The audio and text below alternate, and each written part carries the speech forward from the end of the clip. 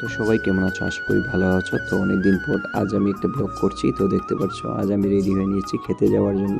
সবাইকে বলে রাখি যে আমাদের বাড়ির সামনেই কিছু ক্ষেত আছে যেখানে আমরা ধান চাষ করছি বা করি।